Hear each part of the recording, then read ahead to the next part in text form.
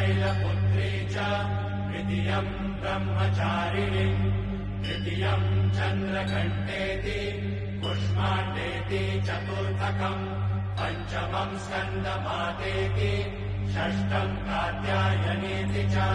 सप्तमम् कालरात्रीति महागौरीति चाष्टमम् नवमम् सिद्धिदात्री च नवदुर्गाः प्रकीर्तिता